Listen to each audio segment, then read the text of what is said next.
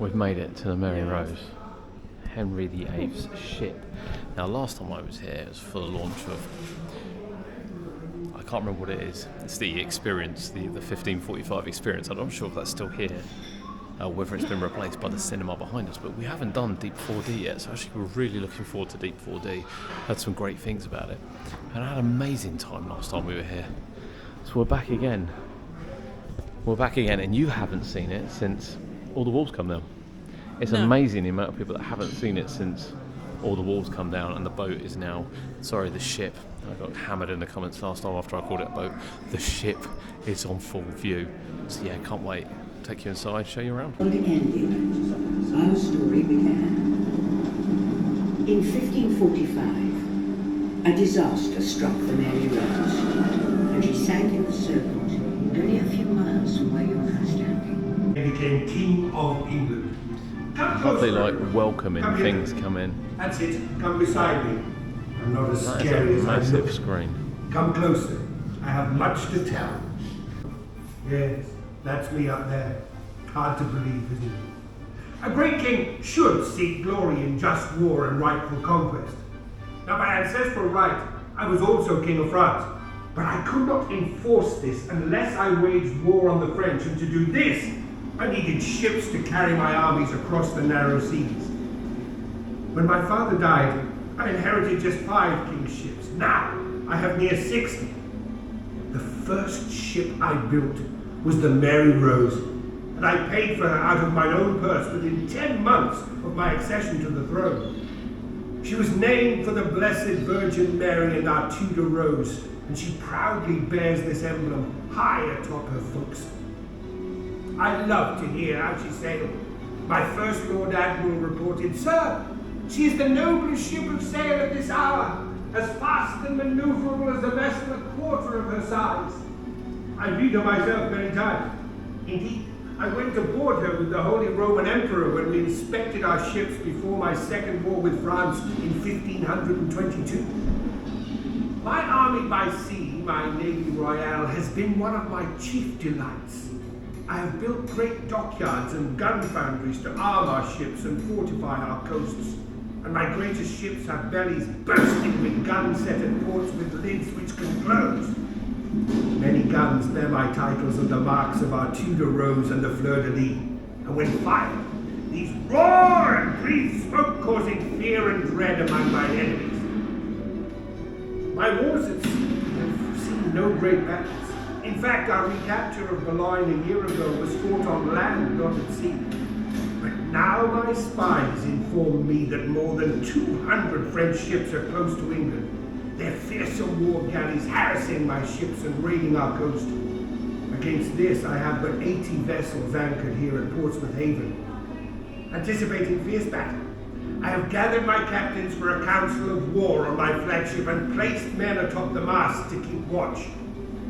My gentleman Carew has served me well, and I am making him Vice Admiral in my Mary Rose. My lords!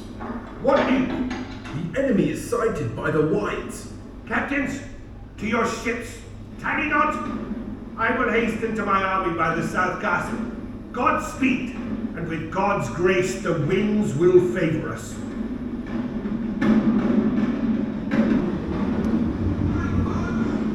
So this was the new piece last time I come. Have you seen this yet, Cody? No. No, I haven't. So this simulates the boats. You can pick either side if you look at that.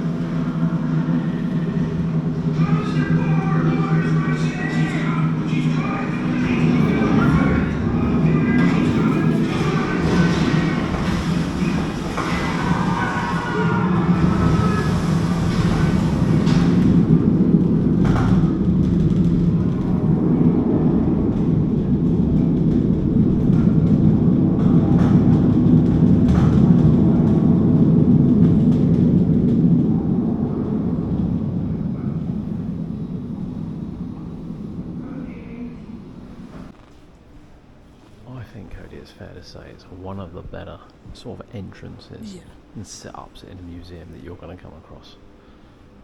Before you actually walk in, the information here is staggering, and you can take it at your own pace. You will see actual bits from the Mary Rose, and of course we will go out there, you will see the Mary Rose itself, but it kind of gives you a little bit of a timeline. So 1545 it sinks, most of it is washed away, and then the hull embeds in the seabed, and as you can see, 1971 the diver finds a little bit of it. 1982, after a lot of planning, they raise it, and then that is when the hull was towed into Portsmouth and a temporary museum. It wasn't this one, this is fairly new, and it wasn't until 2016 that you were actually able to view it. Now we've got glass here, so it's not the best view of it, but we are going to go and take you and see that, and it looks spectacular now. Now, it's quite dark in here because obviously they do preserve the ship. It is under special lighting and indeed special heating controls, but everything you see in here is from the Mary Rose.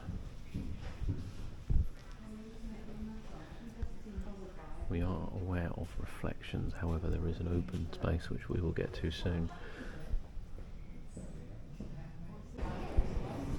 Now, those that follow our previous videos will assume we went into a little bit more detail on some of these bits, and everything is labelled. That's why I like this museum so much. This is what I wish the Victory was like, to be honest with you.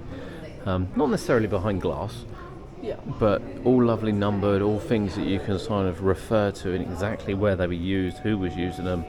You know, the Mary Rose Museum, I think in this state is only sort of, it's under 10 years old, definitely. I think it's sort of 7, 8 years old. And it's just magnificent the way it's been laid out with all the detail and everything. It really, really is. And not just the ship itself, but the information. You saw the pre-show as we come in. I still think it's one of the best sort of pre-shows to an attraction like this. And then everything is broken down in the sections. So as we stand at the surgery section here, you can see what was used, what it looked like, where it was used, how it was used. Everything is laid out perfectly for you, and they even have videos as well, video descriptions, reenactments of where it's used. I just find it fascinating. I really, really do find it fascinating. Of course, the whole ship wasn't brought up. A lot of it was washed away. What you've got there is pretty much all they could get hold of. However, it kind of explain the layout of the ship. There are also some projections, although there used to be some projections go on the ship as well. We'll keep an eye out for those when we go out. Again, kind of explaining where everything was.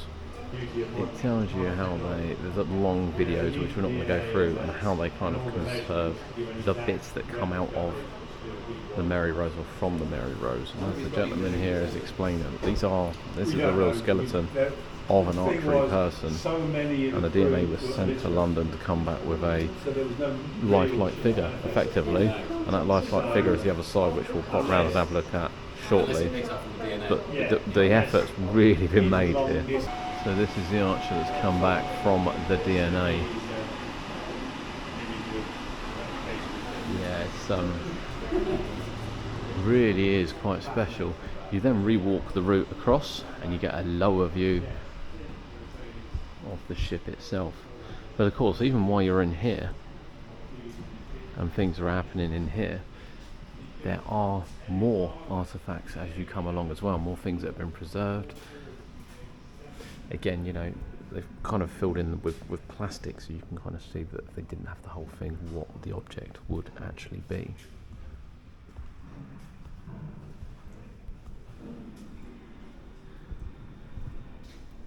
And then the lighting changes as well. Always got access to it.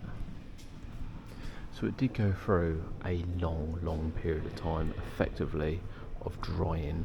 You used to come here and this used to just be all boarded up, and there's like little peepholes, and it was completely pitch black and you couldn't see anything. And then finally it dried out and we get the view of the Mary Rose. This is a ship built in, you know, 1600s. Staggering. It's got a little dark now, but you can see projections on, and it will show you exactly where everyone works, if you will, and what they would be doing at different areas on the ship.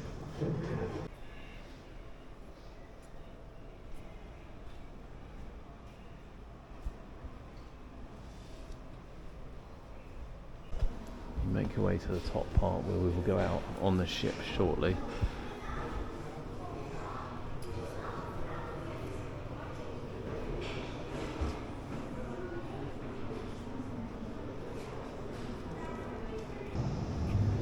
In here is strictly controlled. You've got airlock doors to come in because the temperature is strictly controlled, obviously to preserve the wood on the ship itself, but you get a full open view, a no glass view of the Mary Rose, and actually it's a massive piece when you look at it. The light comes up white as well, so it does change. I'll give you a night view and a day view, but here is an unrestricted view of the Mary Rose. It's fascinating. I really do find it fascinating. That's amazing, because this was underwater for what, 300 plus years? And even when they found it, it was still underwater for another 11 years before pulling it up.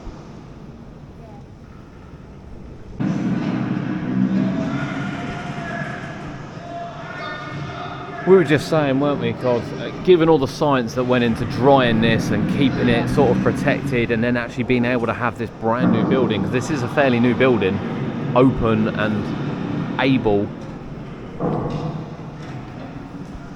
is amazing really, when you now look a couple of years on, that yeah, everything is still as is. And you know, you can see there's a lot of temperature gauges. I can't remember, but they did tell us last time we were here how many there were, but there's loads of temperature gauges that regulates in here, which is why you have airlock doors. So we can't go through there, for instance, while that door's open.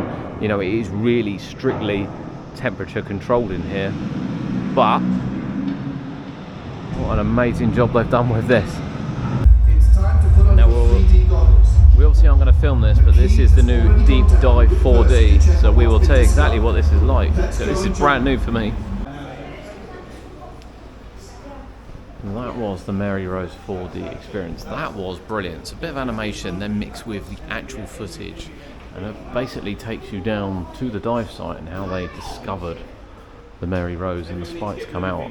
And then you've got the excavation between 1979 and 1982 is effectively divers, these divers here, going down and manually digging it out. That's literally the best way of putting it. Manually digging it out, and that's where they recovered 19,000 what we would call artifacts now from 27,000 dives. And I know all the information is here as you walk through, but to actually see it on screen, I have to say, just really makes it take in. Even me saying earlier, it took them, you know, 13 years to get up.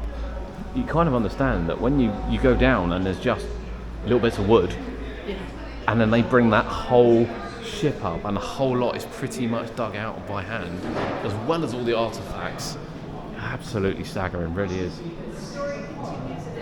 And of course, they put on repeat when it actually came up, even when they broke a bit as well. There is the Mary Rose. If you enjoyed that, please drop it a like. It helps us massively. But for me, one of the best museums I think I've been to. I just love it. I love everything about it. I love the presentation, the way it's set out. Just fantastic. Final words on that, Cod? It was very good. Very entertaining. It looks very clean, especially the glass. I mean, literally walk into it at points. Stunning.